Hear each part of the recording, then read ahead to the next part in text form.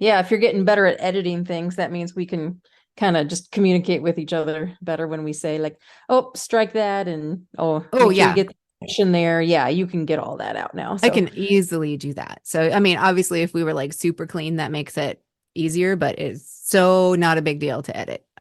yeah. Okay, good. Yeah. I would, in fact, instead of just barreling through, I would rather us be like, oh, I didn't like how that sounded, and then just say it again. Cause then I can just chop, Chop. chop, Perfect. chop, chop, chop. Chop, Okay. chop. Oh, bleh.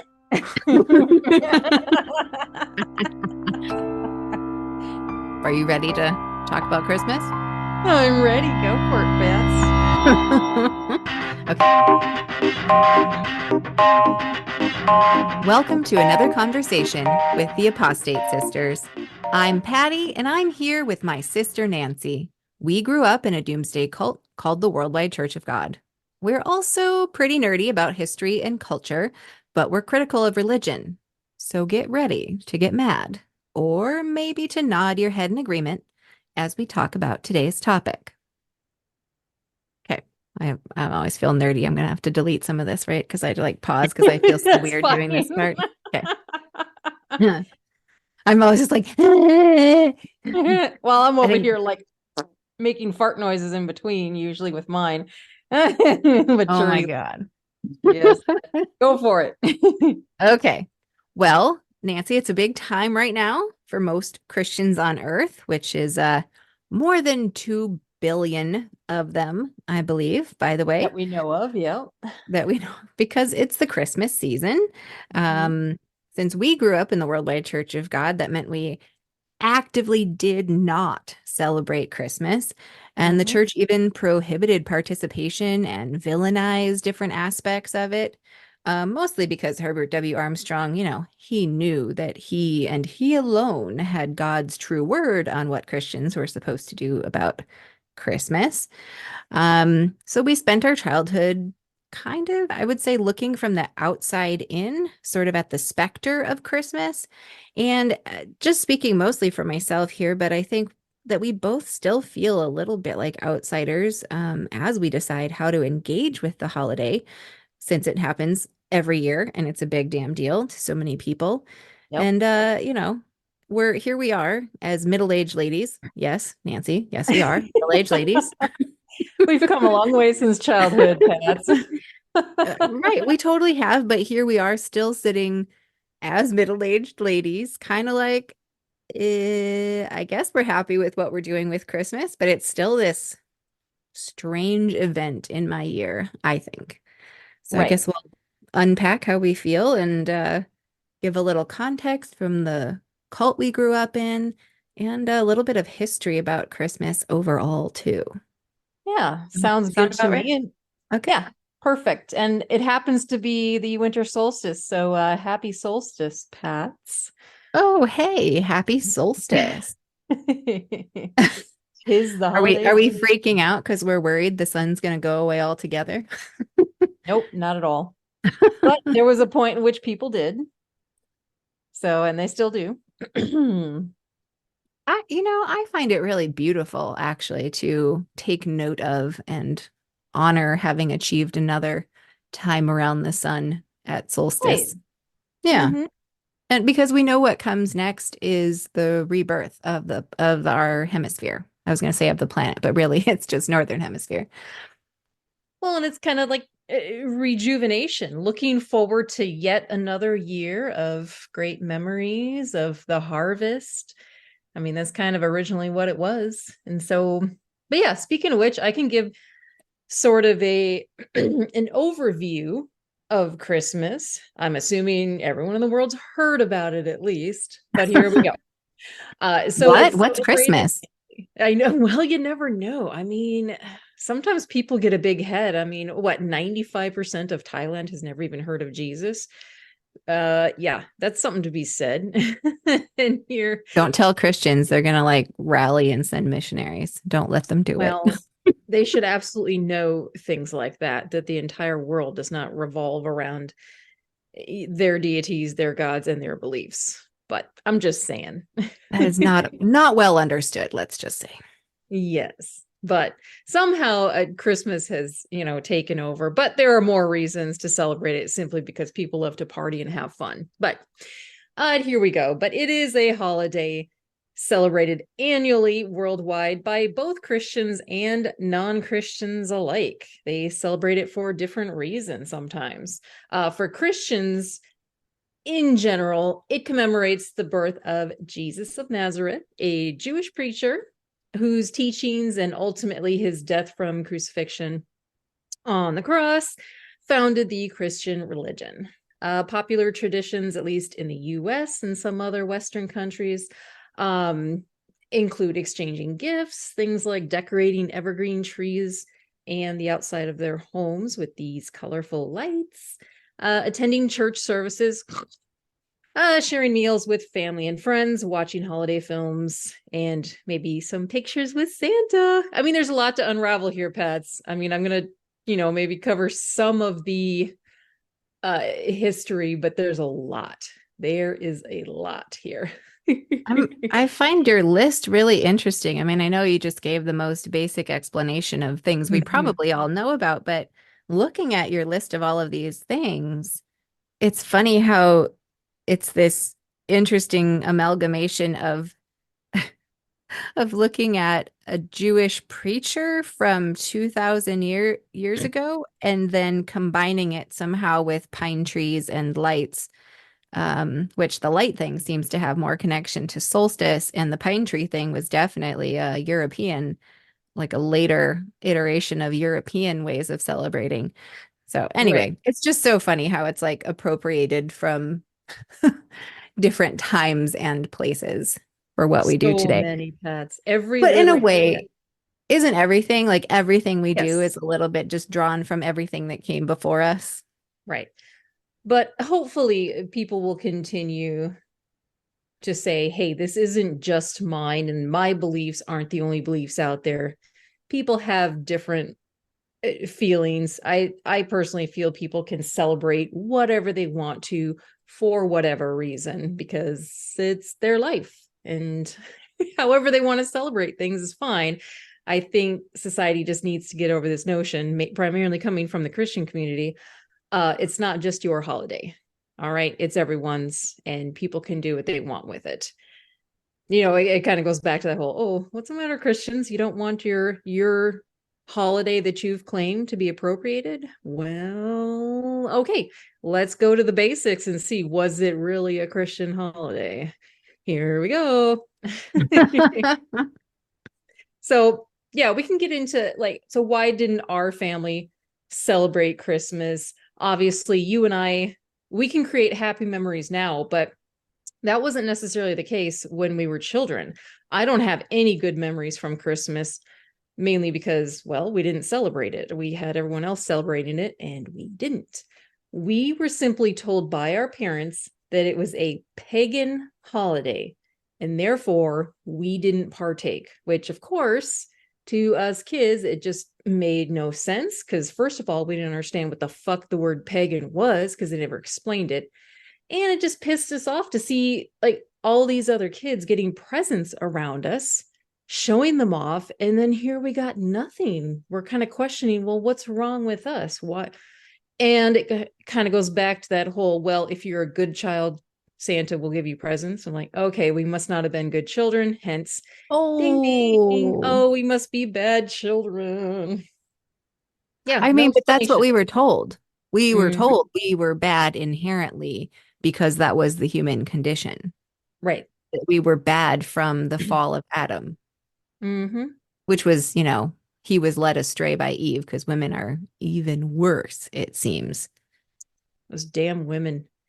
Men are so easily duped. That's funny. I don't think that was their takeaway, but I like it. Well, that's my fucking takeaway. Like, men are so not strong. It's like blaming it's the disgusting men out there that blame women for getting sexually assaulted because of things they wear or being alluring or being Jezebels. Well, excuse me, you're Mhm. saying men don't have any control over their bodies? Okay, I'm getting off topic. I'm sorry. I'm getting heated. I mean, it's yes. If we got to go there sometimes, it's really okay. I know, I know, I know. Yeah. But yeah, getting back to the whole word pagan. So you remember this was a big term with our parents. We constantly Mhm. heard it, right? Pagan, pagan, pagan. Did you know what the hell it meant when we were kids? I mean, not really. I guess earth worshiping, worshiping the creation instead of the creator was probably as Oh, close as I got to a really good explanation. I mean, hmm. in a way, they probably didn't want me to know what it actually meant because I would totally have been a tree hugger and whatever as a kid if I Kudos. understood. I mean, anytime I Oh, was exposed to like farming things or growing plants and I mean I was all in for that stuff. So I know ideas around pagan earth worshiping would have appealed to me if I had known more about it. But yeah, it right. was like it was like the word pagan was just synonymous with evil. Yes, I At agree. least, yeah. Definition that they gave us. Yeah. Yeah, I mean, I always say that we use words for the feeling they create within us and the people we're talking to more than we use words for their definitions. Absolutely. And so to me, it didn't really matter what the definition of pagan was. All I knew was that if something was pagan, it was like, holy shit, stay away because that is like you are headed for the lake of fire if you're Yep. doing something pagan. Right. Yeah. Yeah.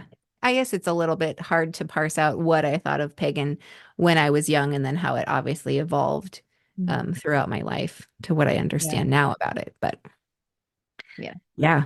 I don't understand why our parents never explained it to us. Like, what is the word pagan? I don't remember getting any sort of even definition. We just connected it with evil somehow. Somehow they just vilified that word. Well, remember that I think when we were growing up, there was not a lot of explanations given to us. It was About anything. obey, Yeah. right? It was obey or else. Right. And so to ask for the definition, I think would have been seen as like insurrection. That's not the right word. Like challenging the authority too. Yeah. Yeah. You don't dare question this indoctrination, these rules that you're given. I mean, I Yeah. remember being told a few times as a kid, boy, you should be a lawyer because I asked questions and I challenged. Oh And my it, God. yes. You're I like, mean, that's I could evil. argue back on anything. So, I mean, it's kind of no wonder that But they, I'm glad that you at least had that much confidence in you back then. for a while at least, I did. I think at some point I stopped asking, That's but really good because I think I shut down pretty early and just kind of stayed in my own head. I asked the questions internally, but I couldn't ask the questions outwardly to anyone. yeah, I think Mm. that's where I found it intriguing when I had, like evangelical friends or whatever when we were kids, because Mhm. those folks would engage with questions, Right. and so I think that led me to ask some of my questions there. And of course, their perspectives on what the Bible was saying were so different from what we were growing up under. I think that's how we both fell into that sort of stepping stone out of the Worldwide Church of God because it was just a little bit pleasanter way to deal with it. Evangelicals, they fluff everything up. They turn Yeah. everything in the Bible beautiful and pretty and focus primarily on just the New Testament. And so that appealed to us, but yet it still kind of held on to the old things we were used to. Yeah. I mean, you're right. Evangelicalism does fluffy up the stuff that's in the Bible, but it's its own thing, right? It Like, is. Mhm. yeah. I mean, they've got this holy text that they reference and say they live by. Yeah. They don't. No. I mean, yeah. Use the Anyway, excuse that they try. It's hard, but you try. Yes.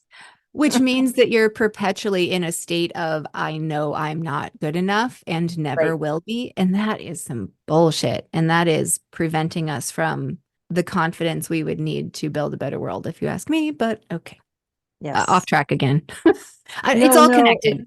Is anything off track? Because everything really is all connected. Right. It is all connected, Pats. We'll take it. We'll take it. So, but yeah, getting back to the term pagan here. Okay, so let's dissect that a little bit. So, why didn't the Worldwide Church of God actually celebrate Christmas? So, Herbert W. Armstrong, again, just to reiterate, he was the pastor general and founder of the doomsday cult we were raised in called the Worldwide Church of God. He was very, very against the celebration of Christmas. This was something that he discussed a lot, among all other holidays. I mean, including Easter, especially Halloween, because again, pagan, it went back to the Samhain roots and all that. The only one that he did allow his people to celebrate was Thanksgiving, and thus that's the only one that actually does have happy memories to me, because we still celebrate it and get together with family and have a meal. But again, you don't need a holiday to do that. You can do that whenever you want. But again, That's that's a the great only point. one that he allowed. And that's Well, I just had a minute when we were talking about this and recognizing that, yeah, Thanksgiving was the one that we still did. It was the only Mhm. mainstream one we still did.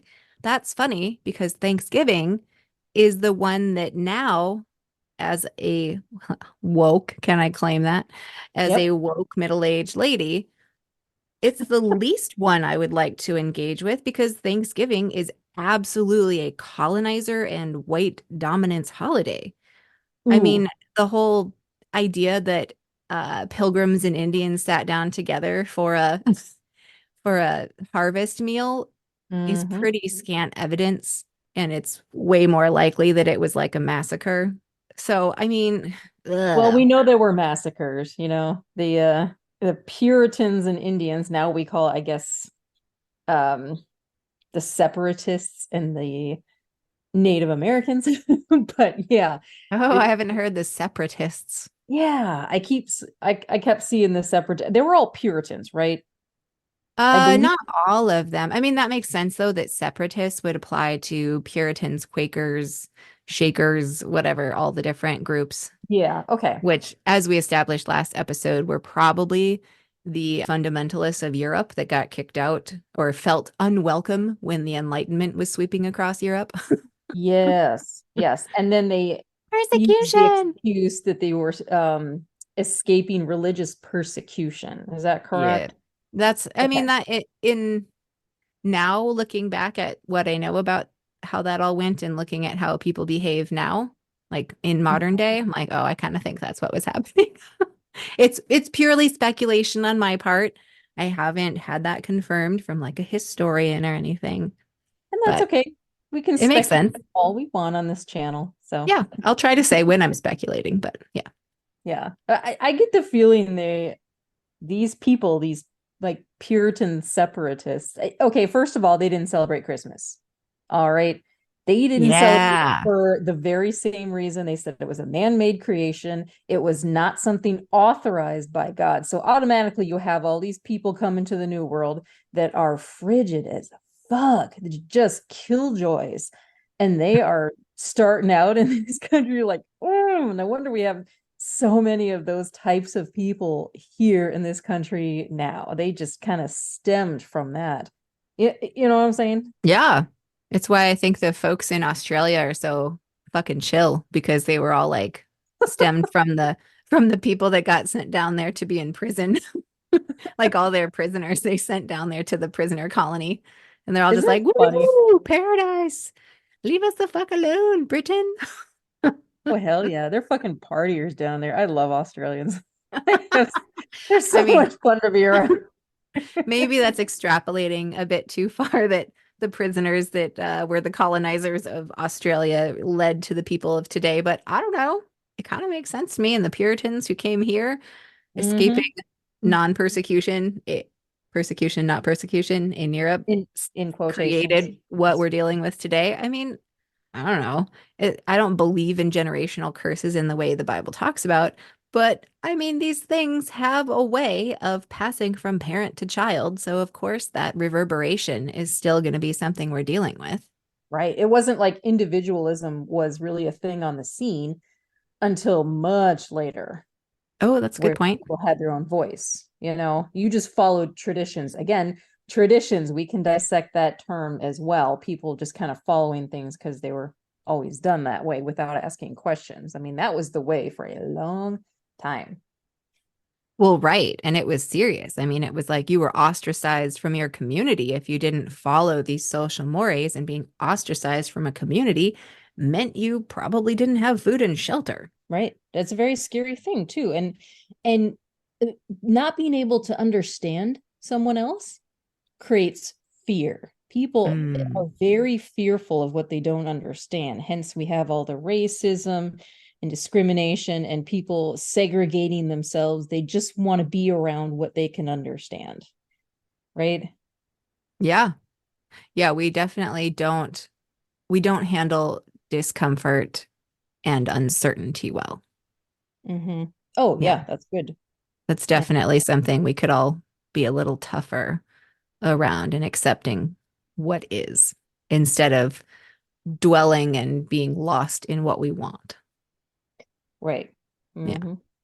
Yeah, for sure. I For mean, sure. and so to that aspect, some of the things that I know Herbert W. Armstrong said about Christmas, I actually agree with, Yeah. like runaway commercialism and things like that. So it was kind of interesting going back and like sorting through what his thoughts were and recognizing the parts that I took forward and the parts that I wouldn't choose to listen to him about. And I'm not listening to him about anything. It's more that he did have some points that, stuck with me and are logical and would lead to better outcomes for humans. And so those things that he said, I can get on board with. Yeah. And I won't reject it just because he said it. Yes. What is it? A broken clock is right twice a day. Does that make sense? No, that doesn't. That's amazing though. I had never heard that. I mean, yeah, we can like disagree with like maybe the majority of what someone says, but it's okay to agree with certain bits. I mean, if we completely brush off someone just because we don't agree with the majority of what they say, then in a way it kind of makes us know better than them, and their way of Yeah, thinking. So right. yeah, I mean, I hate admitting that I agree with Armstrong on certain things, but it's all right if we do But I because think that's how he did it. Like, I think that's right. why he was successful, is Mhm. because he said all of these things that objectively would make a better world Mhm. for most people, and Yeah. would be a way that if we all lived by the notion of choosing to give more than we want back for ourselves, the get versus give thing he always talked about. I, He I did. mean, I would contend that if someone's giving, someone is getting, and so there's a balance to be found there. But I get kind of what he's saying, right? Like if we're entirely focused on what we can get for ourselves, I mean, yeah, we're gonna create a pretty terrible world, and Yeah. we'll call it Yeah. capitalism. But, Right. And actually, one of his former employees, I forget who it was, but came out and said, he thinks that Armstrong had nothing but good intentions in the beginning. He's trying to be a good little Christian and follow things biblically to a T, but then he became so obsessed with the research and everything. And the larger and richer his organization got, the bigger his head got, the more arrogant he got. It exploded and people noticed the difference. And so money changes people, power changes people. that's interesting. Yeah, I mean, I could see that he might have been a man who was just always just deeply wanted to do the right thing and Mm-hmm. became so convinced that he understood the right thing and thought no one else understood it, that yeah, he just like it blew up his ego in a way where he still thought he was doing good for the world. Right. And Yeah. it was more or less his wife that got him into this too. So Armstrong married and she made friends with these people in Oregon that were like Sabbath day, Seventh Day Adventist type people that told her, you know, have church on Saturday, which is the Sabbath for them. And then, of course, Armstrong eventually became convinced of it. And then he started not only doing research on that, but oh man, he spent all this time on everything else, including the background of holidays and holy days. And hence, here we go, Christmas.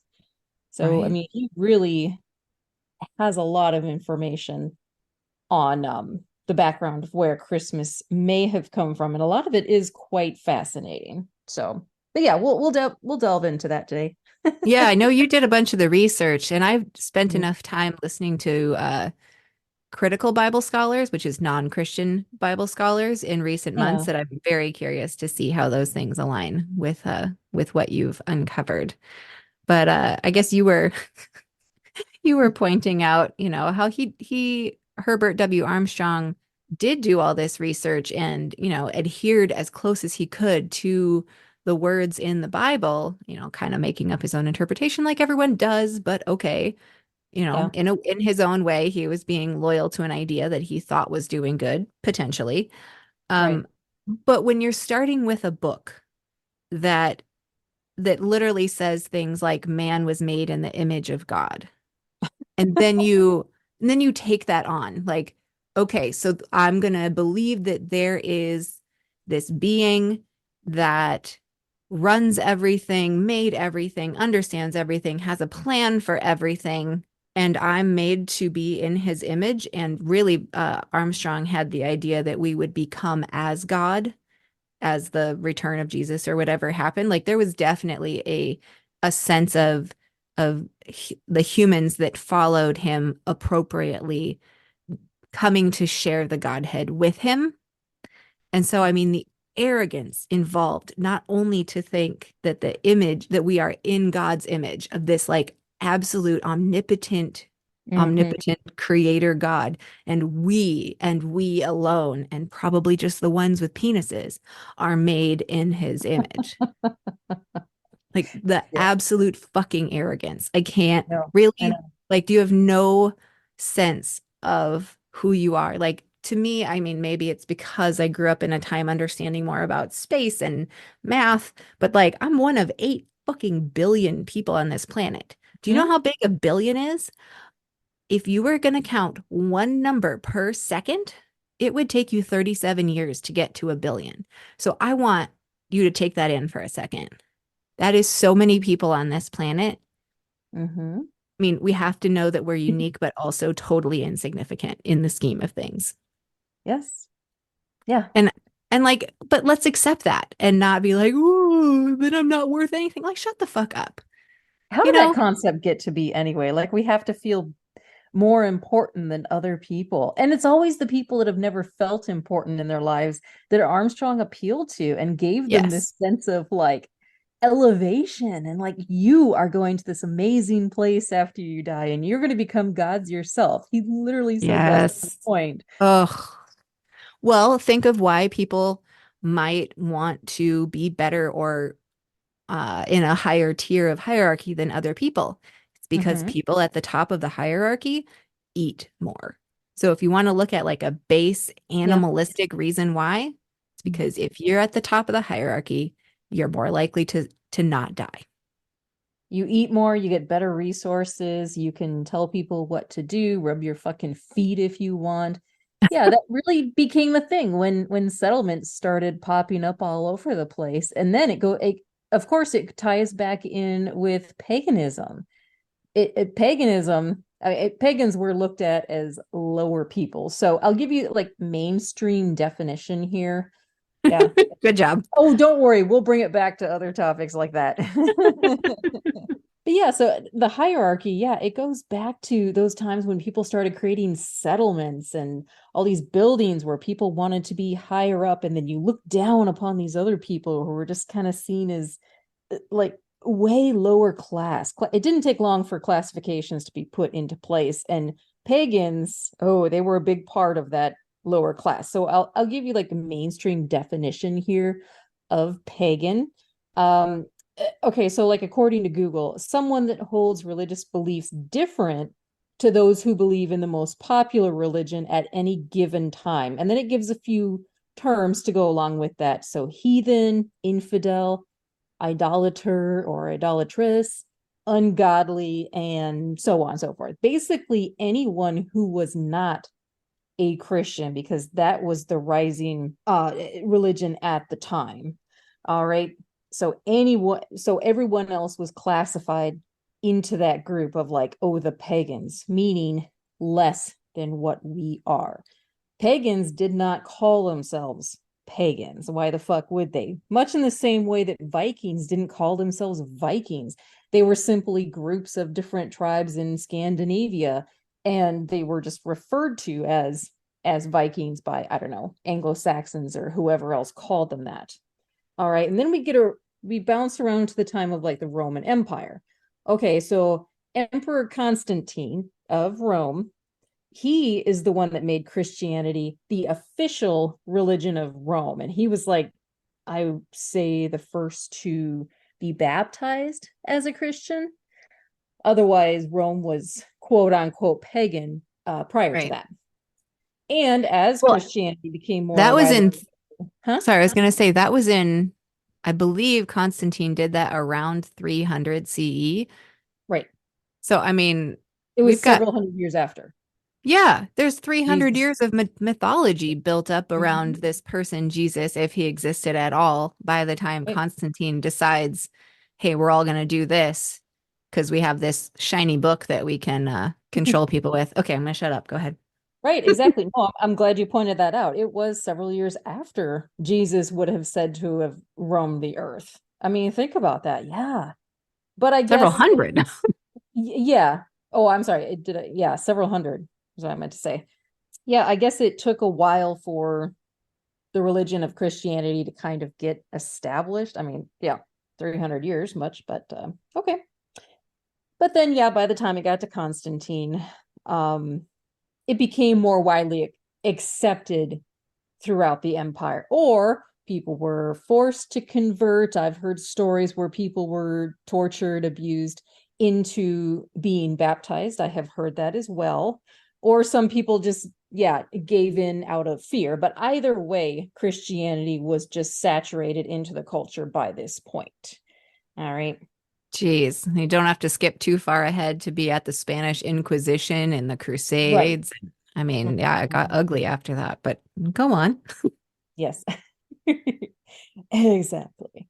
But this is around the time when the term paganus, which is derived from the Latin word pagus, which means village or district, this term became popular. It was actually used to describe a person living in a rural area or village. So they were seen as farmers, otherwise being rustic and therefore less than them. Oh, it was like a class war thing to call them pagan Yeah. because they Well, hadn't gotten on board with the new like fancy cityfied religion of Christianity. Is that really? Oh my God. something along those lines, Pats. I mean, Whoa. it seems strange to me. Yeah, all the farmers. I mean, what? It probably people, a lot of people were probably illiterate and not as educated, and they just got put into this classification, yeah, of a villager or farmer being seen as just non-Christian, not one of us, and thus it became associated with a bad term, an evil term. But at one point, it was actually used to describe a civilian as opposed to a soldier. You know, in Rome, being a soldier was a huge honor, wasn't it?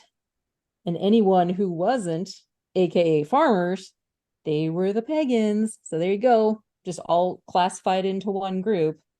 Um, I mean, but if we take what I would say my definition of modern paganism is, it's like earth worshiping. And so doesn't it make sense that people who were growing food within our seasonal cycle might have a little more of that connection? right.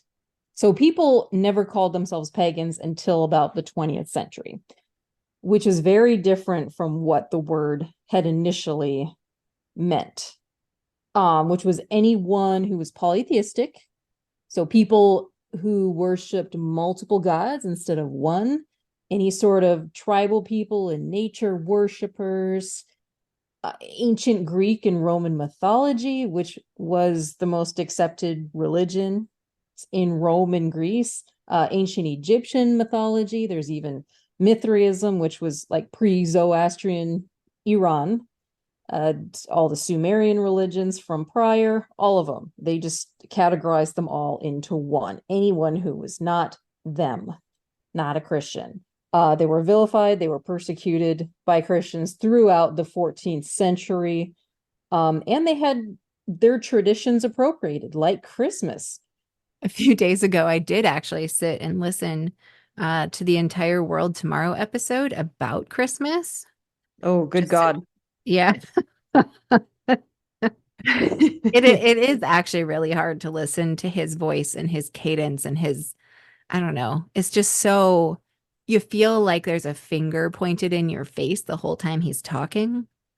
Right. There is. Gross. You don't see it, but it's there.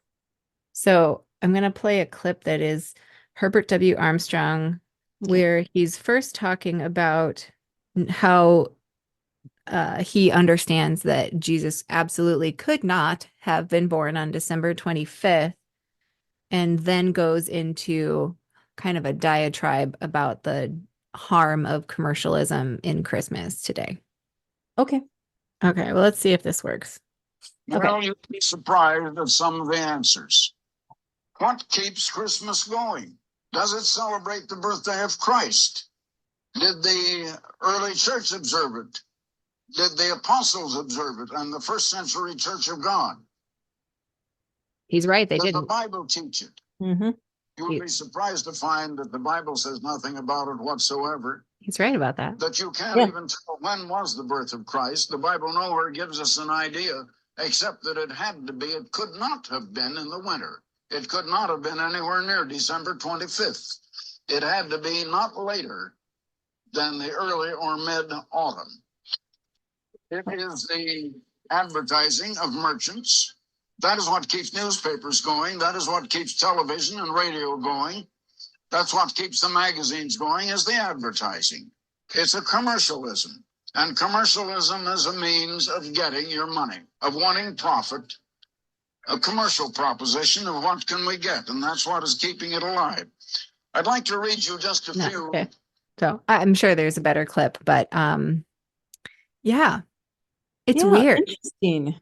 It's weird to recognize that he's really pushing more against modern evangelical Christianity Yeah. than anything. And what I would say he's pushing against very rightly, the corruption of our monetary system and the fact that that drives everything. Yeah. Yeah. No, you're So, I absolutely mean, right. in some ways, he had some really important thoughts. It's just that he convoluted it all with this God nonsense that didn't help anything. Right. There's always these weird tie-ins with the Bible. I mean, if you want someone to believe something, you can pull a passage from the Bible as long as it sounds similar and kind of ties in, you can make it work, right? Right. Oh, yeah. I mean, there's references in the Bible that could potentially tie into Christmas if you look at it a certain way, right? And there's actually a couple examples that I have here of that. Well, sure, if you look at it But as thinking that people 2,000 years ago in the Middle East thought about life the same way we do. No, they fucking didn't. I mean, no come way. on. You're right, though. I think that Herbert W. Armstrong was very good at tapping into those things that would pique our interest or kind of have a feeling to them, right? Like I always Right. took what he said, it practically was word salad. Like it was words that were coherent sentences and everything, but it wasn't anything. It was a lot of, assertions and claims and obviously Bible references with things that didn't actually apply to the real world. Right.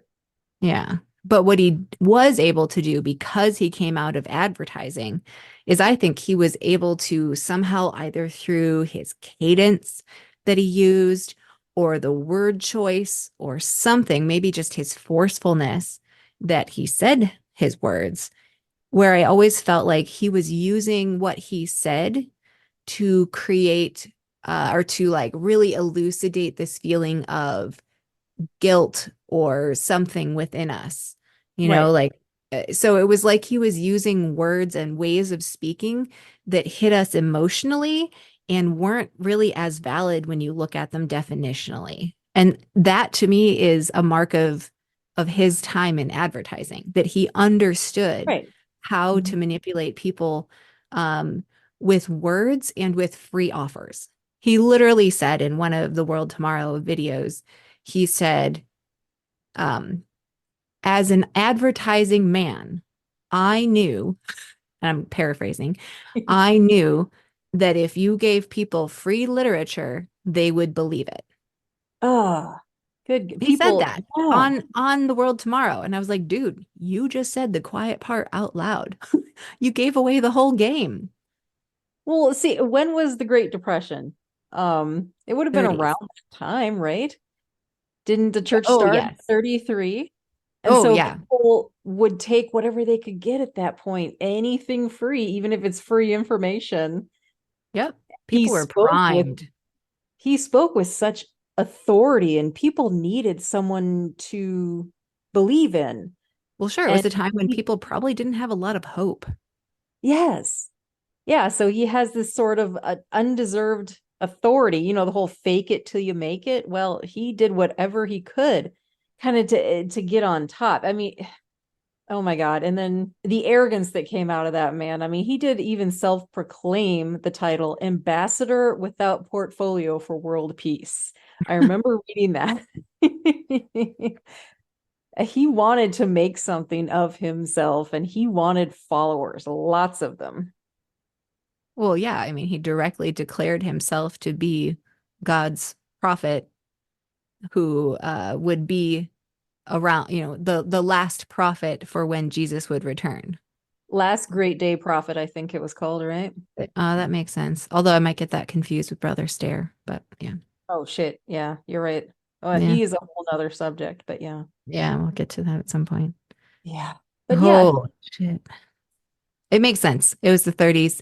It was a rough time for everyone, and they right. needed something to cling on to. They needed something to think, while I'm in this, because in the 30s, there was like camps where unemployed people could go and live and at least get a tent and a bowl of slop every day, you know? Right. So, Hmm. I mean, when you've got people in that situation, and then Herbert W. Armstrong moves in and he's telling them that there's treasures in heaven for them when they're living in dirt and poverty, pretty appealing. So then those Yeah. folks start getting a job again, and well, guess where, huge percentages of their money go after that. Yeah. And if people think they have nothing going for them in this world, well, he promises them this new world, the world tomorrow that is perfect, and you are God's, and you're going to be amazing. You're going to be God's right hand, and only God has a select few, and you are one of those chosen ones. Congratulations. Wow. And that automatically creates fear that what if I'm not actually? What if they knew what was in my head? Right. Yep. And so you do everything you can on the outside, try to obey all the rules to prove to yourself and to those looking at you that you're one of those chosen people. Right. Right. Yeah. But isn't that amazing how he was able to do all of this with just something as simple as a fun celebration? So what I did was I actually pulled Armstrong's literature. I found the 1952 booklet called The Plain Truth About Christmas. That was like his publication, was The Plain Truth. And he focused on a number of different areas. So his big one was that no one knows when Jesus was actually born. And I think a lot of Christians today actually still agree with that. Like they know that's not actually when he was born, and that the Catholic Church changed it to December 25th just to represent his birth and all that story. But I'd say a lot of people don't know the original story too. So yeah, let's dive deeper here. So Armstrong goes on to say that, well, we can more or less prove that Jesus, had he existed, would not have been born in winter in Palestine. And then he uses the Luke. Then he uses the passage Luke 2:8. There were in the same country shepherds abiding in the fields, keeping watch over their flock by night. The shepherds would have corralled their flocks in by around October 15th to protect them from the cold, rainy season that followed. And it was an ancient custom of the Jews to send their flocks back out to the fields before Passover, which was in early spring. And there's a few scriptures that he also mentioned that strongly indicate Jesus would have been born in early fall. I remember hearing that from a number of different sources as well. Armstrong goes on to say that Nimrod in Genesis had his sorry, oh, can I pause about that? Yeah. Talking about when Jesus was actually born, I mean, I think you could pick apart the Bible and all these things to try to come up with, oh, maybe the spring or maybe the fall, definitely not winter. But what we're doing again is we're looking at writings that were done 60 to 200 years after this person was supposedly actually here. Like the Yes. notion that what we have in text about this legendary figure would reflect like any knowledge or even educated guess about when this fictional person, sorry, I do think fictional, legendary, etc. Maybe there was a real person, but if you Right. take out all the supernatural shit in the Bible, like what is honestly actually left about this person? You know, like was there a movement of apocalyptic preachers who were preaching against Rome and got crucified for it? Yeah, probably. Was there a bunch of Yep. them? Yeah, probably. Did There we were a bunch of them. collectively? Well, I mean, it makes me think that the people held on to that name because he or many others like him was someone trying to stand up for the people, you know, a little bit like what Che Guevara or Martin Luther King Jr. or, you know, names that we in our modern day still hold up. And so it makes sense to me that that could have been a very similar person, but everything about that person became legend. And so the notion of trying to parse out when this legendary person's birthday is like kind of makes me upset. Because it doesn't, I mean, even if it was a real person, like the supernatural part is so not real that like how much energy are you going to put on knowing the birthday I know. ascribed to this legend? I mean, what the actual fuck are we doing? Like who cares? I know. I know. Well, But okay. people have died over it. I mean, like come on. Yes. But Armstrong was always into those finer little details, ones especially that didn't make any difference. So when I was a kid, I remember saying something to mom about, evil in the world. And here I am thinking I'm so clever telling her, oh, yeah, it's because Eve ate the apple, right? He, I got it right. And you know what she says? She's like, Nancy, it wasn't an apple. It said it was fruit. Like, that was her response, Patti. That just shows you right there. I'm like, wait a minute, what the fuck difference does it make? Oh, because they're all just in the details. They're just getting those details right, not looking at that bigger picture. I'm going to tell you that I am convinced that that detail thing is a technique used by Herbert W. Armstrong and people like him. Yeah. That Mm-hmm. they just state these grandiose things with no evidence to back it up whatsoever, but they provide detail, like nitpicky detail about things that supposedly support it, but if you look at it, doesn't actually relate at all. But then, Yeah. I'm sorry, but people who have not had the opportunity to really engage with big ideas because of their situation in life Mm-hmm. are in a place where they can't parse that out, and they hear this person claiming these things and then supporting it with all these details that sound fucking impressive Mm-hmm. when it doesn't actually mean anything. But I'm sorry, those types of minds that haven't had the opportunity to be expanded are going to go, whoa, you're really smart. You Mm-hmm. must know. You've really looked into this and you seem trustworthy. You seem like you're in authority. And I've been trained to cower in front of authority, so I'm doing that. And he knew how to exploit it. He knew how to exploit it. Yeah. There's so many leaders today that do the exact same thing. They say a lot without actually saying anything. I always worry that that's me too. I try to be substantive though.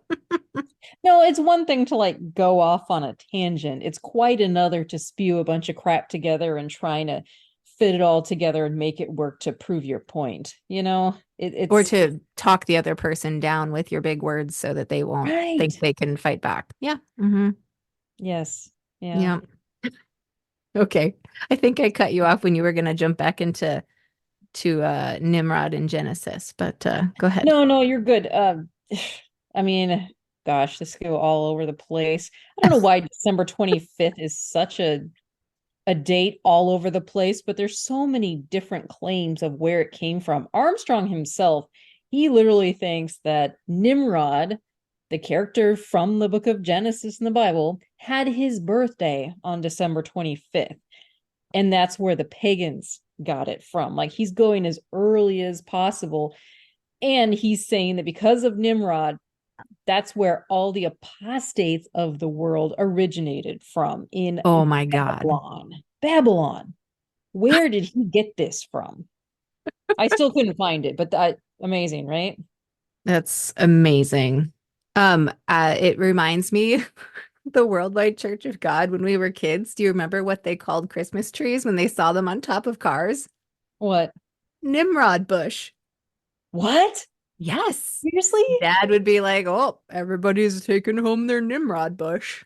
I don't remember that, but that's so funny that it that's where Connects it comes directly to what from. you just said. Did you know that Armstrong thought that was Nimrod's birthday? December No, 25th? I don't know if I remember that exactly, but definitely there was a focus on Nimrod being a big thing. But where in the fuck did he get birthday from? We didn't even have our modern Gregorian calendar at that point. That was even That's before such the a good Julian point, Nancy. calendar. It would It have been wasn't like even the same calendar. Oh my God. the Assyrian or Akkadian calendar or some shit by that point, I right? mean, in theory, they think they've translated that, right? There's like calendar calculators or something. Oh man. Is it too early to drink? Because I'd love some wassail right now. Woo! Wassail. That's funny. That's so Yes. random. Well, wassail is like, isn't that like a Viking drink or some sort of Scandinavian like holiday drink that pertains to Christmas? I think so. Yeah. I'm pretty sure it is. Yeah, I so always associated it with like a medieval, what is it? When they have the dinners, like a madrigal dinner, when they'd have a choir of people singing and they'd serve a dinner and they had apple cider and called it wassail. oh yeah, maybe. Yeah. Or give me a good stiff mead. There you Yeah. go. But yeah, getting back to the history timeline, I mean, okay, so it, Armstrong thought that the December 25th date went all the way back to Babylon and Nimrod, right? But then somehow the ancient Egyptians acquired it. That went as far back as 3100 BCE when they celebrated the winter solstice for 12 days starting on December 21st. And then December 25th became a special day of celebration of their sun god Ra or Re. So for 3 days prior, the sun would actually be at its lowest point, and then it rose on the 25th. So it represented for them the concept of death and rebirth. So birth of the sun god. Sound familiar? Right. I mean, and that is so common, And which they makes decorated their sense. That was home. humans watching the cycles on the planet they were living on. Right. Again, what else did they have to go off of? And they celebrated the coming of the new year. And so they took anything that was sort of like evergreen for them. They decorated their homes with like these lush palm trees and branches, which of course they remained green all year. And that represented to them like the hope of a prosperous new year and new season, and that was their reminder. And that may have been sort of the start of the early Christmas tree. And then we get to ancient Rome. So the date actually coincides also with the winter solstice on the Julian calendar, which was used during the Roman Empire. And now we use the Gregorian calendar, where the date of the winter solstice is December 21st. This has a connection to a festival called Saturnalia, which later became, I think, Bromalia, if you've heard of that. It was a Roman festival celebrated in honor of the god Saturn and included a sacrifice at the temple of Saturn in the Roman Forum. And they had things like a public banquet, gift giving, a week of just partying, getting drunk, gambling, which I think gambling was actually legal at the time, but then they allowed it.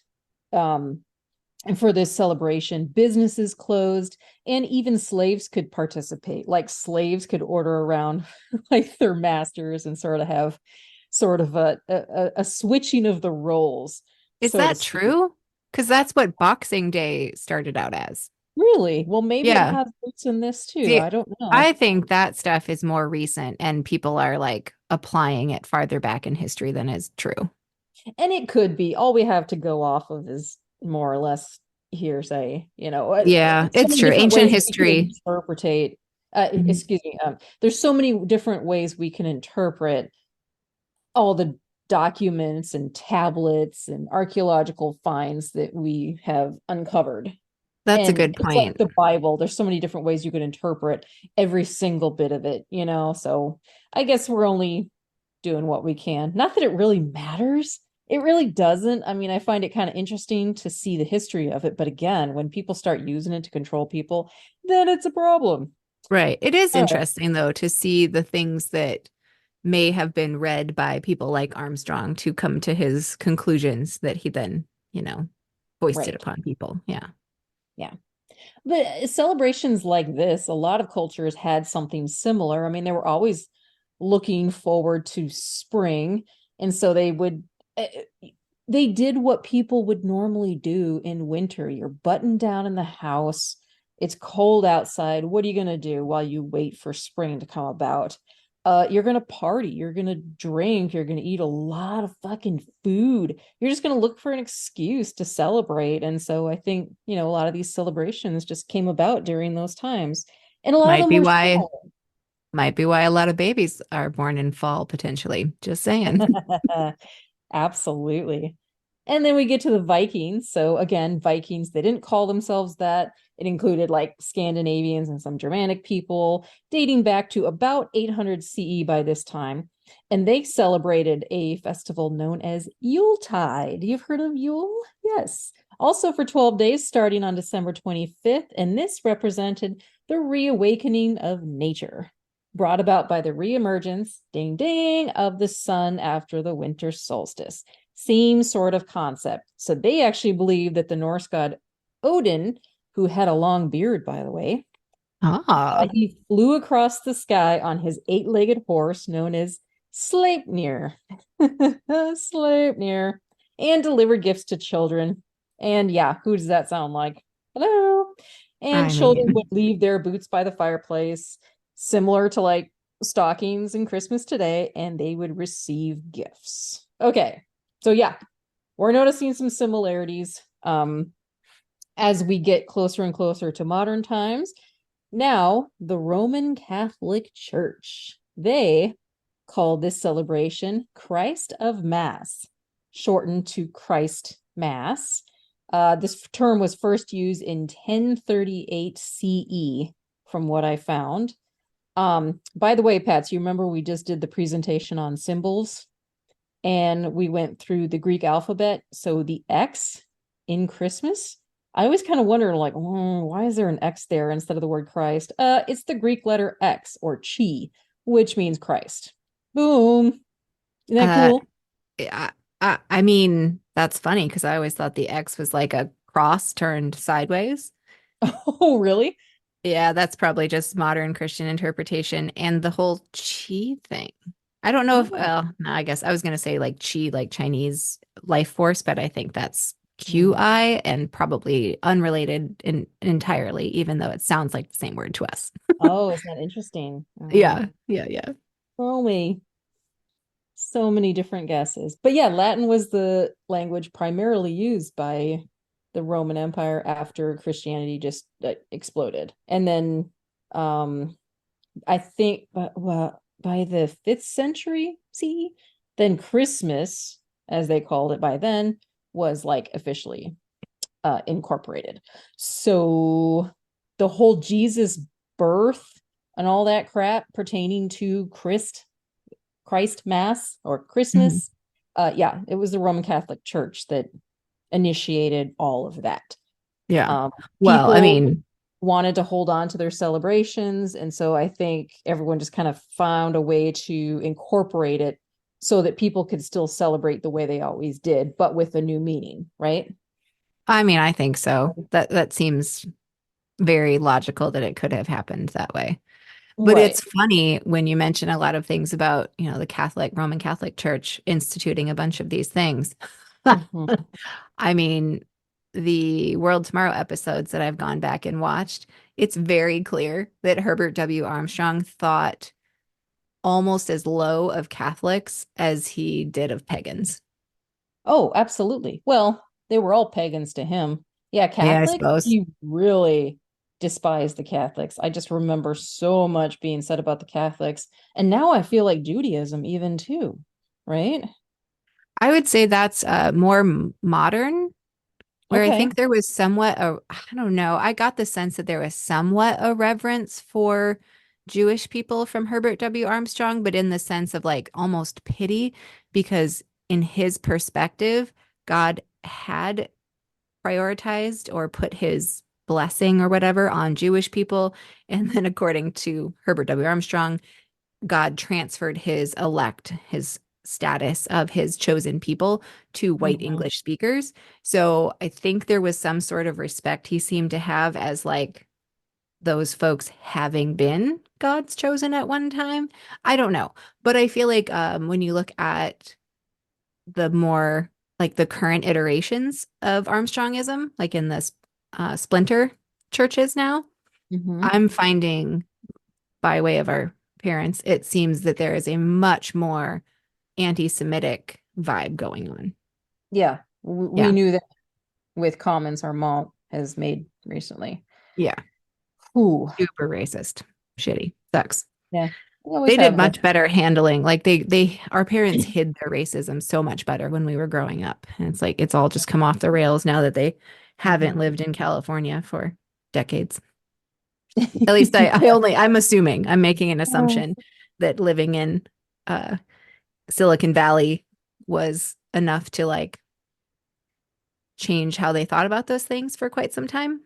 right. And then living in rural South Carolina for so long now.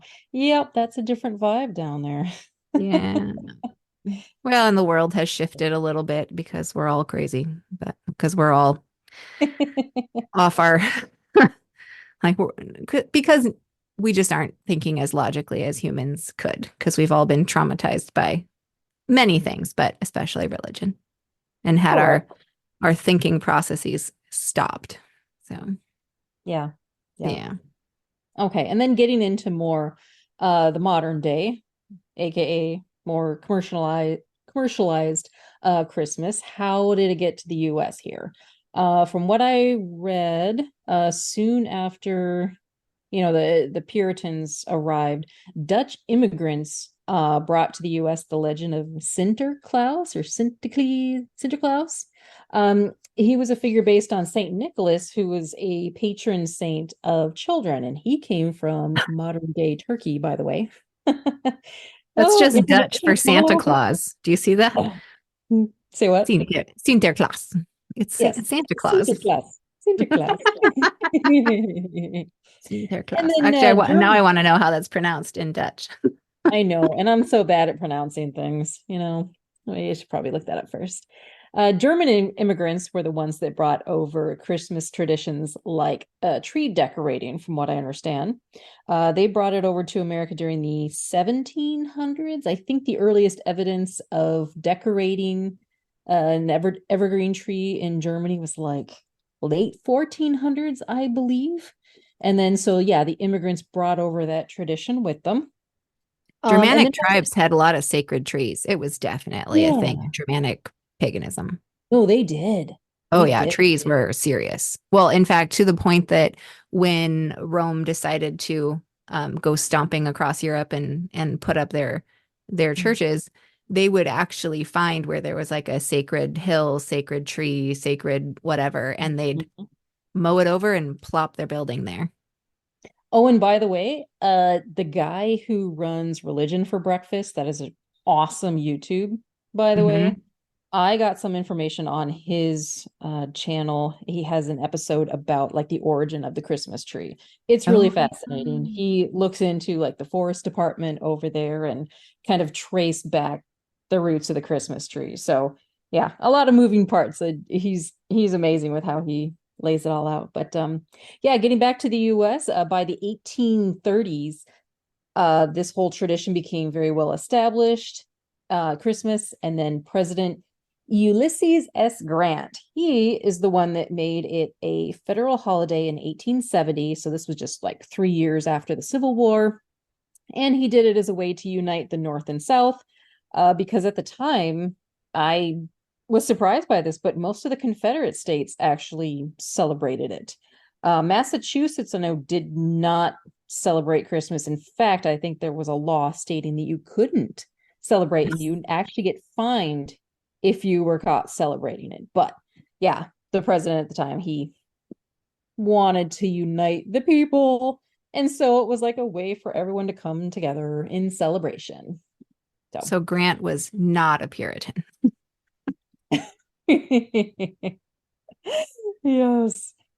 And there's more on the actual Christmas tree. Armstrong he found some passages on the Christmas tree too, okay, what did he use? Jeremiah 10, verse 1 through 5. So he said, do not learn the way of the Gentiles, which to him was just basically non-Jew. I think they kind of fall in the same category as pagans. Do not be dismayed at the signs of heaven, for the Gentiles are dismayed at them. For the customs of the people are futile. For one cuts a tree from the forest and work of the hands of the workmen with the axe. They decorate it with silver and gold. They fasten it with nails and hammers so that it will not topple. That is where Armstrong's reference ends, but get this, it keeps going. So you would think that he's pertaining to a Christmas tree here, but then it says they are upright like a palm tree and they cannot speak.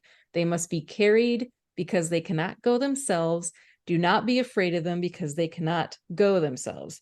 Do not be afraid of them, for they cannot do evil, nor can they do any good. What? Yeah, they're talking about idols here, Pat. So Armstrong connected these verses to the Oh. Christmas tree, Oh, like a totem pole, like a tree that got but carved into an idol. yes, the graven image or Oh, idol from a tree trunk, because verse 8 goes on to say, because they are altogether dull and foolish, a wooden idol is a worthless doctrine. it is amazing what you can make the Bible say if you Yes, just like don't give it the context. Holy like moly. completely out of context. It's So, idolatry, not referring to a Christmas tree, but that's where he gets it from.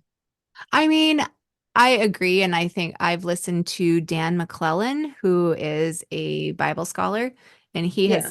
he has answered people's videos claiming the whole like you shouldn't have a Christmas tree because of that. And he's very clear in debunking that that is in no way related to what we consider a Christmas tree today. I But mean many that. people use it, don't they? Oh my gosh. All right. Well, Nan, so since you and I experienced the Worldwide Church of God as kids, that Mm-hmm. meant that what we were growing up in, well, we both went to public school. Honestly, Yep. thank goodness our parents sent us to public school instead of homeschooling or something. That would have been horrible. And I love homeschooling. But anyway, okay, You so our experience of Christmas was more like through the lens of the kids around us, the kids we knew at imagine? school, Right. right? Because we all we knew was that it was bad, but Right. all the kids we knew absolutely loved it and looked forward to it. And it was definitely a presence thing, right? It was I remember my friends being so excited. They got a $200 boom box. They got, and it's not like I needed all those toys or anything, but I mean, of course it was interesting and of course I wanted it, but it always seemed like there was more to it than that. Mm-hmm. It seemed like the joy of the shiny, glittery, sparkly things under this tree and just the warm coziness that was sort of promised from this thing. it was very hard as a kid to be like, oh, I don't get to experience that. And it's to what you said earlier, the notion of good kids get brought a lot of presents from Santa. I mean, not only is that classist as shit, like think about poor kids who don't get as much. They're getting that message too, which is awful. Mm-hmm. And then us, where we had this reason because we're supposedly so special that we don't get to do this thing that all the other kids get to do. And I think, Patti, what happened, at least for me, was seeing the kids doing these quote unquote evil things, and yet they're happy. I Mhm. somehow associated being happy with something evil. Like it's okay Oh, to feel like miserable, like you're supposed to be, and you're supposed to be fearful. All of that kind of came full stop. oh, you're so right. I mean, yes, that's exactly it. It's the idea that if we were happy and joyful, that Mhm. probably we were doing something we shouldn't be because we should always be reminding ourselves of how insignificant and sinful we are. So you're right. There was a whole lot of joyful moments that we either didn't get to experience because we withheld ourselves from them, Right. or that we experienced but felt kind of guilty about. Oh, the guilt was a big thing too. Oh my I remember gosh. driving around with Dad and looking at all these just beautifully decorated homes with all the lights. But yet I said to him, I was like, "Oh, Dad, look at all those ugly lights." Because I was trying to play on that whole, well, he thinks it's evil, so I need to pretend that I don't like it too. How awful is that? Oh, Isn't that that makes me terrible? so sad for little Nancy. Oh, I'm okay now, but yes, I wish I could hug my little self and tell her That's it was actually okay. that's actually a really good form of therapy to do Yes. that. Oh, Oh, I oh. really did like all of it. Yeah. Mm. I Oh, mean, the promise of hope and joy and presence and togetherness and good food. Who doesn't like that? I know. Ah, I it's making me know. cry. Why is it making me cry? I didn't expect that. Oh, Patty, it's fine.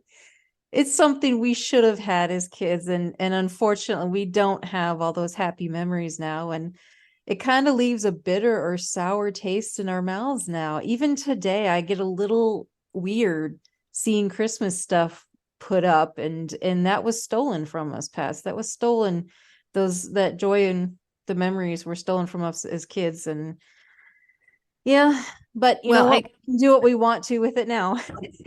we can. And I guess part of the thing that I find difficult now is knowing that the parts that I would agree with Herbert W. Armstrong about how we've really grossed things up with how we've prioritized more and more stuff, you Yeah. know, Yeah. and like commercialism to the point that we're destroying our planet and enslaving people in terrible working conditions, all so we can have cheap plastic crap. Like, I Right. absolutely find that to be a problem, but for completely different reasons than Armstrong did. Well, and you for a while celebrated Christmas with experiences.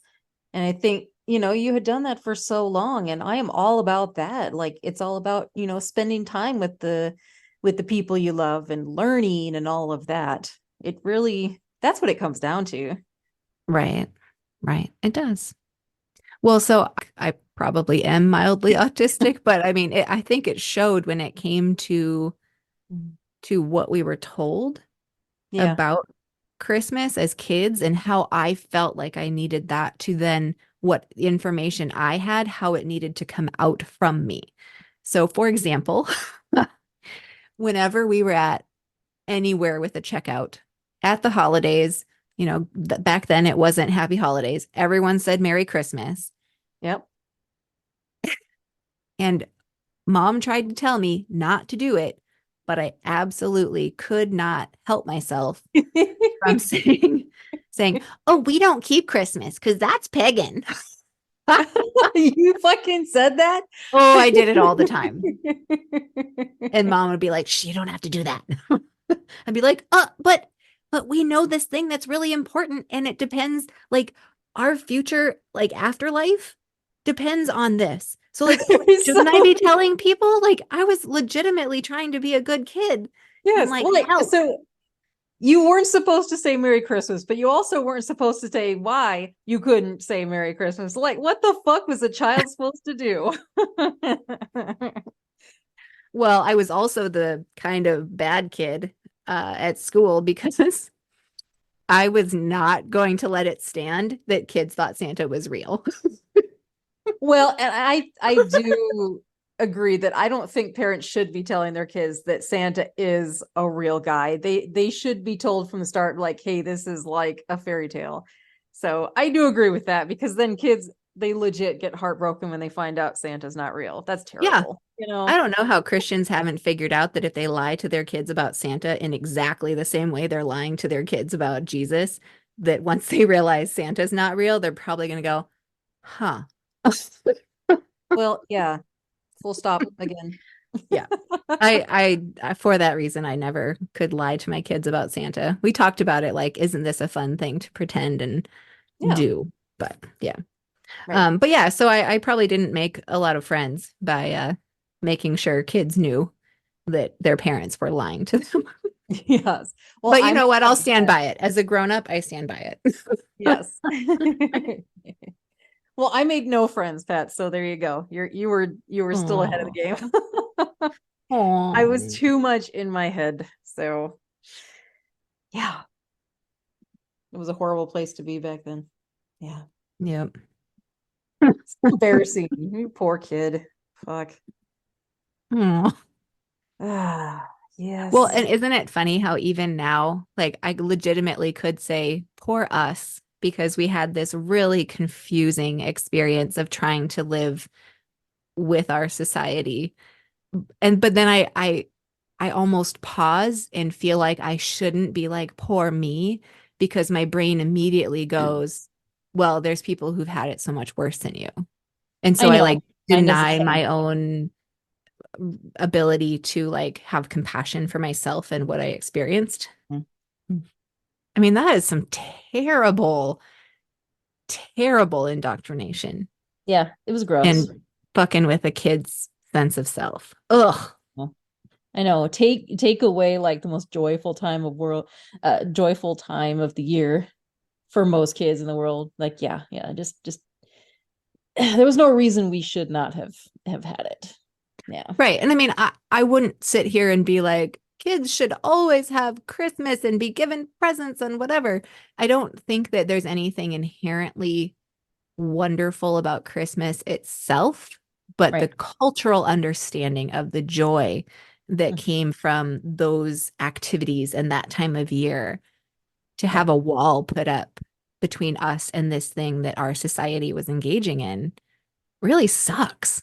It Yeah. it sucked as a kid and I don't know. I don't even know what to say about it. Like I don't know how much I have the right to complain because Pat, would you I be can better off complain to well, but however would much I be you better off today if I had experienced Christmas and gotten a $200 boombox at some point?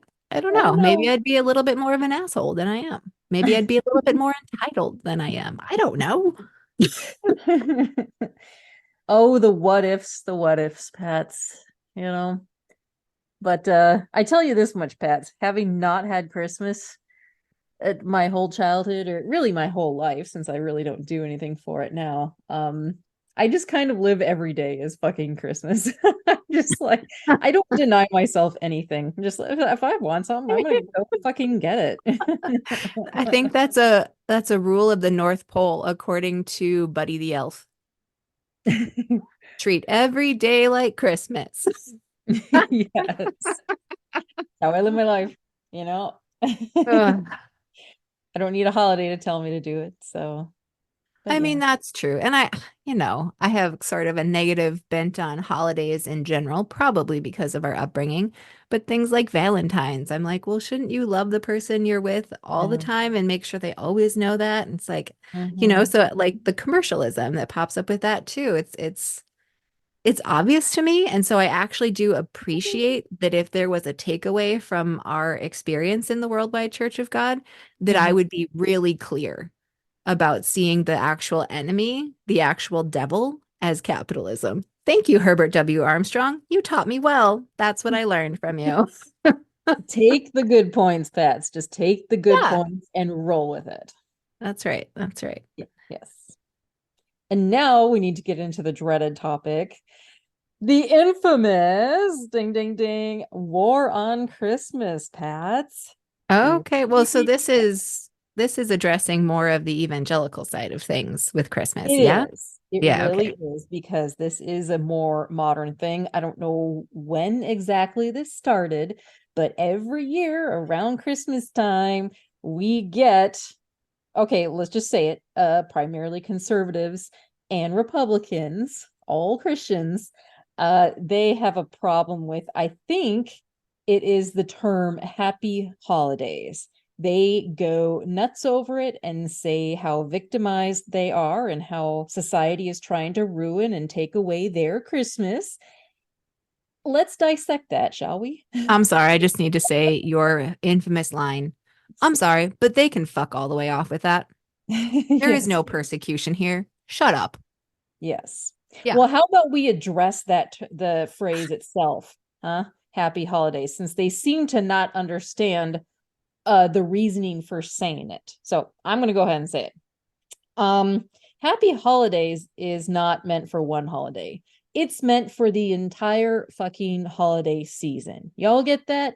Good.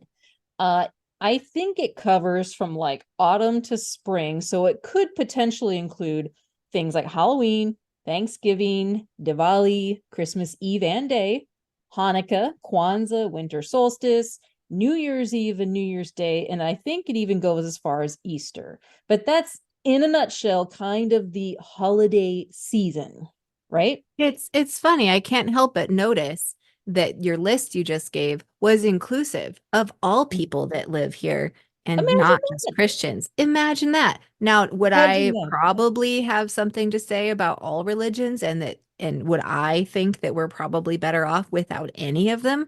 Well, yeah, but also if they exist and people abide by them, don't think Mhm. yours is the top one and the only one worthy of recognition. Fuck all the way off with that. Isn't that funny? Someone actually said to me once, a family member, they argue with me. This is like hardcore Republican Christian conservative said to me that people should be able to say the term Merry Christmas to anyone and that they shouldn't be offended. Okay, fine. Say Merry Christmas, but why in the actual hell would we say it to someone that we know doesn't celebrate it? And That why would would be we such an automatically asshole thing. assume? Why would we automatically assume the person does? It's not a matter of offense that's the issue here. Why would I say like happy Hanukkah to someone that I know isn't Jewish? Why would I say happy Diwali to someone that I know isn't Hindu? It doesn't make any sense, does it? And the whole concept in general just has this like air of just arrogance, just pure arrogance surrounding it, as if their holiday is the only one that matters and that everyone else should be celebrating what I'm celebrating.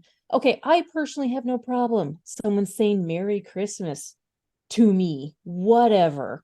You It's a know, federal holiday. it's a federal holiday. I'll likely just say it back. I mean, I do feel like an absolute tard using the word Mary in the 21st century, but I digress. Whatever.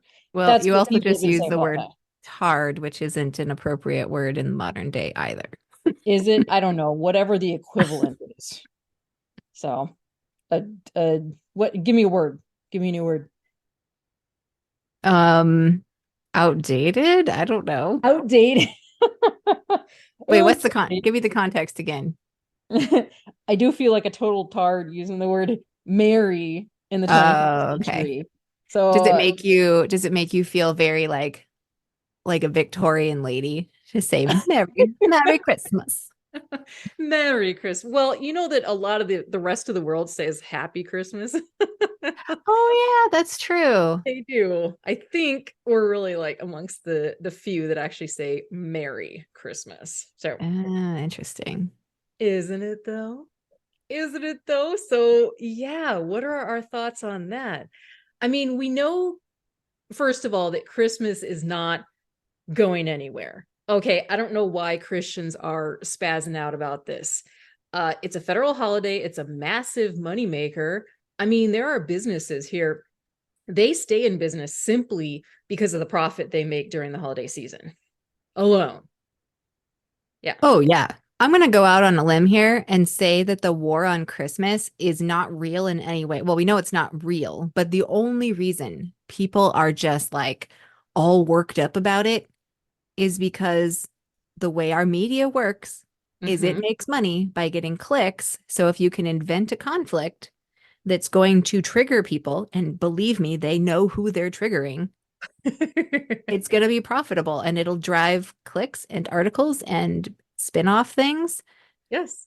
I mean, it's driving everything. Right. So It is it real? No, of course it's not real. It's just people who have not seen enough of the world to contextualize it and have brainwashed themselves to think that Christianity holds any value for us today. Right. They can't like get themselves to that point. Right. Did that make sense? Absolutely Ugh. does. Absolutely does. Yes. Don't take my Jesus away. He's the reason for the season. Well, clearly we established Can't take away someone that doesn't exist. Just kidding. or has never existed. I would like to disavow them Oh. of the notion of him. Yeah. Yeah. like the white Jesus. Oh, we should dissect the white Jesus too. Oh boy. Like why Jesus is always portrayed as white. Oh my God. So and ridiculous. he's always ripped too. He's always got six-pack abs.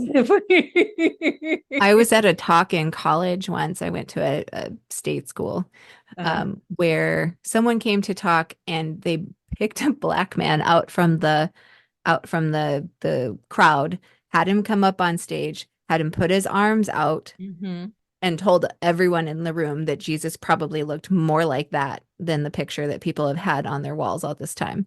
Yes. People got up and walked out. What? Yes. It's like I mean, it was a state school, but it was in Wisconsin, so like it's baked in enough still there that yeah. It's like the whole Little Mermaid and Ariel thing, what a phenomenal job she did on the film, and people went crazy and boycotted seeing it. I'm like, oh my God, what is wrong with you people? Oh, was that the one because the actress was black? Yes. Oh, they can fuck all the way off about that one too. Halle Berry, I think. Halle Berry. Yes. Yeah. Beautiful woman, great actress. She did really well. I liked that movie. But yeah, I mean, if anything, we can just say it's a matter of being historically accurate, people. You want to be historically accurate? No, we just care about what's in our Bible. Oh, I've actually seen a blonde Jesus too, by the way, Pats. It was pretty amazing. I think it was even a Christmas scene as well. It was in India. It was awesome. That makes me so sad that the people who were manipulated into becoming Catholics in India also had to swallow the notion that Jesus didn't look like them. Ugh, fuck all the way off. I'm going to say that as many times as I can. I know. Fuck all the way off. And then some. Well, we could continue on the way we do for a lot longer, but I want to make sure we hone back in on what each of us have brought from our wild forays through the Worldwide Church of God and then through each of our random stints in evangelicalism. And now we're both claiming that we're atheists, I think, right? Yeah. I'm an atheist. I don't like having a term associated with me, but I guess if the term atheist is someone who just simply not convinced that any gods or deities do exist, then yeah, atheist it is. Sure. Okay. I agree with that. I've heard that called soft atheism versus the hard stance that you believe 100% a God does not exist, which I could almost lean that way, but since there's, it's unfalsifiable, so I'll stick with soft atheism and the definition you gave. Right. Yeah. And then they ask you to prove, how does God not exist? Well, the same way you prove that Thor doesn't exist. Thank you. All right. Moving on. So through all of that, all of our religious experiences, where do you land at this time of year. How is Christmas fitting into your So, life, Nancy? well, I really don't. So I wouldn't say I necessarily celebrate it either way. I mean, I guess it depends on what constitutes actually celebrating it. It's not like my husband and I put up a tree or decorate our house. I mean, we don't see the point. We're doing so many other things, and usually we're out traveling. We Every day is pretty much the same for us.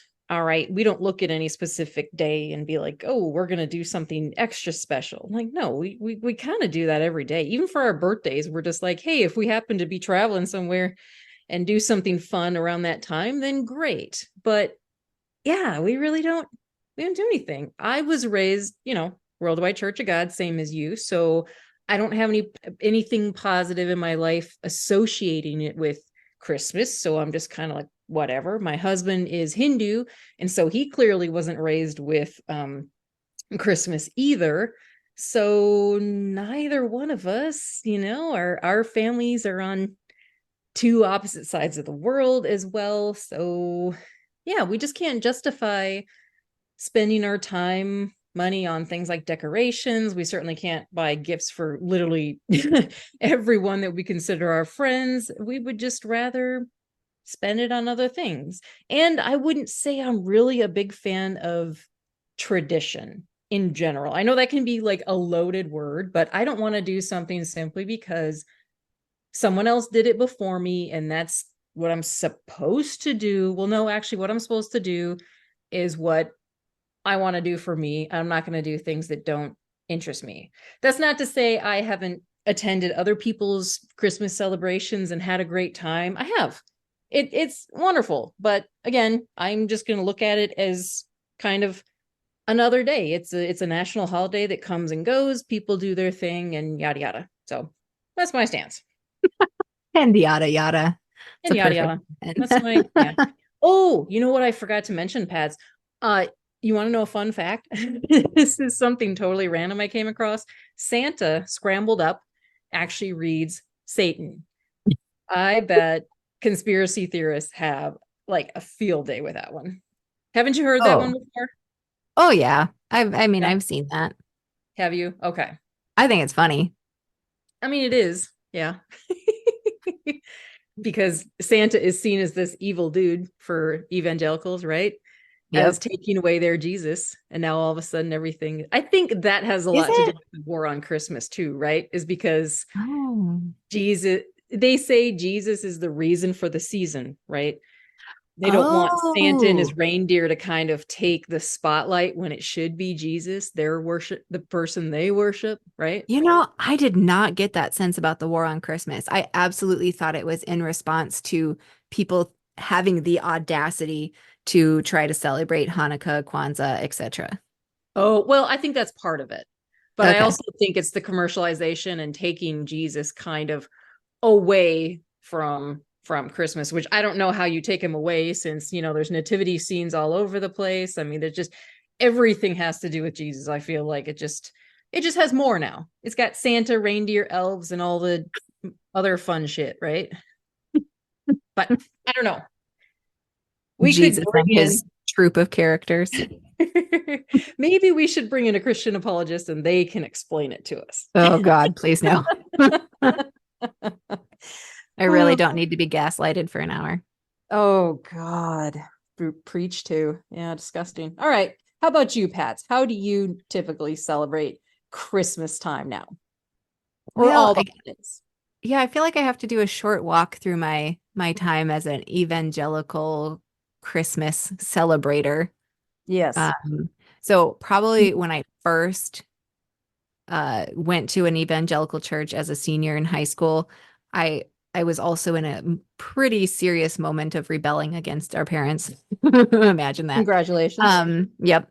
And so I remember my good friend Maggie, her family was all about helping me figure out how to celebrate Christmas since I had never done it.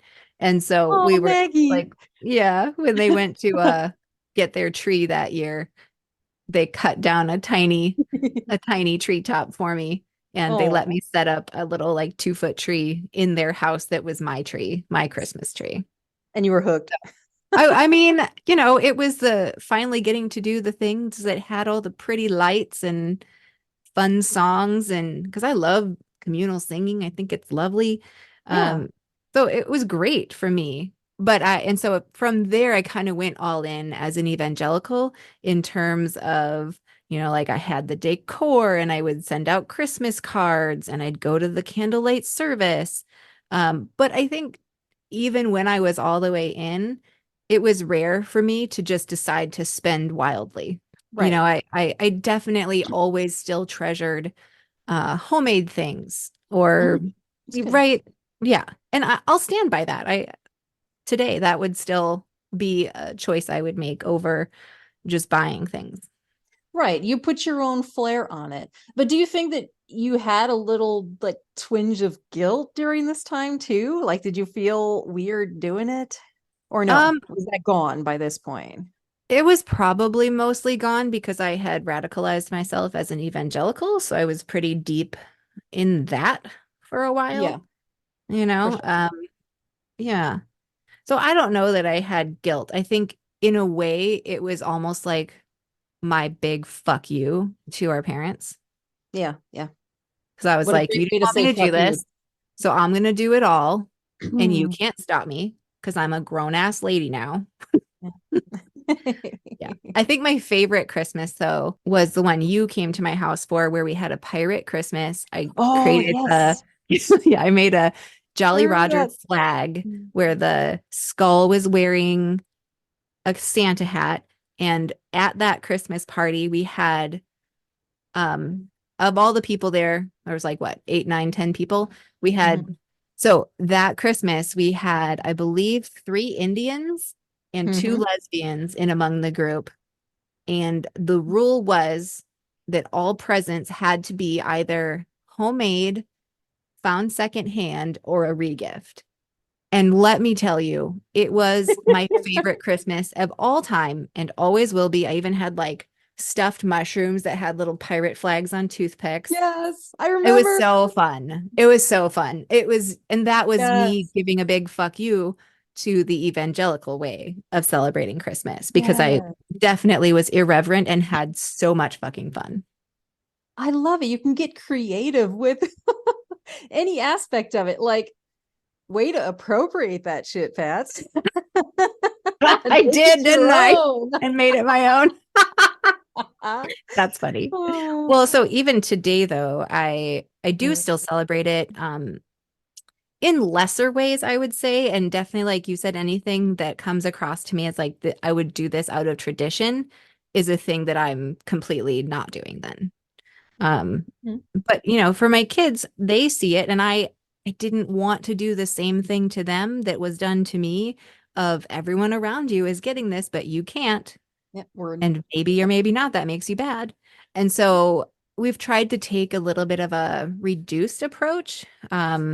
There was this little saying, something to wear, something to read, something they want, something they need. As if you're Ooh. gonna, still buy presents, but maybe limit it. And it's those 4 things, because it's like, does anyone really need 35 presents? I don't think so. No. I can't be judgmental about that, what people choose to do for their gifting. Yes. But to me, just sustainability wise and being as reasonable humans, to me, it doesn't seem like much more than that's needed. But, Yeah. And I think you're doing it like the perfect way here, Pat. I think society in general needs to get over the notion of like, this is exactly how it should be because everyone's doing it this way. Well, no. Why do we have to do that? These poor people out here who can, yeah, sometimes not afford all these toys and these gifts, but they're being taught that you have to do that. oh, and they're putting themselves in In life debt. crippling debt to do it. Yeah. It's Right. not okay. It's not okay. Not But okay. so, I Oh. mean, I could ramble on and like really be upset about the commercialism, and I am, but that could be its own whole topic, honestly. Oh, yeah. So, one thing that we do Mhm. now that is Christmassy, but still very non-traditional is every year our tree is actually an art tree of some kind. So it's typically not, other than a couple of years during the pandemic when the kids absolutely demanded that we get a live real tree from the cute little place down the street. We Yes. have not done a real tree. So ever since we've lived in our current place, we've done an art tree. So one year it was made out of just lights kind of attached to a half circle at the base and strung Uh-huh. up at the top. So um, one year we made stacked cardboard pyramids that looked a little bit like a tree, and we put paper snowflakes around them. We've Love it. even done window markers and drawn a tree on our window. We've made one out of Amazon boxes. We made one out of wooden planks because the kids were really into making clay sculptures at the time and we Uh-huh. wanted to display them. This year, the kids are really into building costumes, building fursuits, and they needed a mannequin to do some of that sewing work anyway. So I got a mannequin as one of the Christmas presents and then attached lit garland as her skirt. And so that is our tree, quote unquote, this year. I know, and I Yeah, I saw it. love And it I love so it. It's much. so fun. Yeah. And I mean, why not? Like, because the tree doesn't have any connection to Jesus. I don't give a shit about celebrating Jesus at this time of year. It's a time of celebration, lights, togetherness, presence, and that's what it's representing. And I'm so happy to engage in a month of events and fun and food and lights and joy. Yes. And Yes. we don't need religion to do that. Exactly. We never have needed it. Yep. Yeah. Yeah. And I This mean, is it's the end of the tax year, and so it's a great time to donate, to mitigate your tax, your what is it, your tax overhead. So the spirit of giving in kind of a toxic way, but that's okay. I love it. And I guess the only other thing that happens for me at Christmas time is that I personally do pay a little bit of attention to the solstice, not necessarily in a pagan way, the word of the day, Don't worry, but it's in not the evil, sense, Pats. don't worry, it's not evil. Thank you for telling me. But I think it's because I just happen to have a deep interest in the solar system and the cosmos and the cycles of how the universe works and all that we're finding out about it. So Right. I don't have a name for that quote unquote spirituality that I engage with. But I appreciate what science has shown us about the cosmos because they're fucking amazing. Yeah. And we don't even Yeah. need a term for it, Pats. I think that's where everything gets askew when we have to give a title for something. It's like you Yeah. call all these people pagans, and all of a sudden, oh, that is associated with something bad. That can be any term, anywhere. Yeah. Well, yeah. So I mean, to me, it makes sense to take the last 2,000 years of history and what's been done with this time of year and decide that I can appreciate that currently science is what's showing us more about what causes this time of year and the light changes Yes. and I'm a human on this planet and light changes affect me. And so I'm so happy to acknowledge that and engage with that and recognize that that's enough and that I'm enough and I don't have to do something, know something, be something to be okay. Yeah. Yeah. Beautiful, Pats. Absolutely beautiful. Yep. It's great. You've made it, you've taken it and made it your own, Pats. I mean, I think so. I Yeah. mean, that's You probably absolutely the thing is that wouldn't be great to people trying to sell stuff, have. you know, but I think Yes. it is a more authentic way for all of us to be human together. So I hope we can start to find that Yeah. and move away from the dogma that's kind of wrecking seasonal celebrations. Yeah, we can only hope, Pats. I mean, baby steps, right? Baby steps, yeah. Well, we Might are a be little bit babies. a few more generations. Yeah, our country's a baby too. It's Yeah, really that's quite good crazy. point. Yeah, yeah. Yeah. Yeah. We have a long way to go, but I think you and I are on the right path for sure. So Yeah. yay, we've taken Christmas back, Pats, and made it our own. Whatever that means for us and Exactly. whatever it Exactly. means for anyone else, I hope everyone, just has a great time during the holiday seasons. Yep, the Yeah. holiday seasons, whatever they may celebrate. So, Yeah. All right. Well, I think we did it, and I think we got to wrap it up. yep, it's time. That was really good, Fats. Really good. It was really good. Nancy, thank you for meeting with me today, and I'm really glad we got to talk about this. I did not expect to cry, so there you go. Obviously, we didn't know how much it impacted us. Right. You know? Oh, I'm sure we still have so much more to unpack. Thanks so much for joining us today for this Christmas episode of the Apostate Sisters. Bye, and we'll see you next time.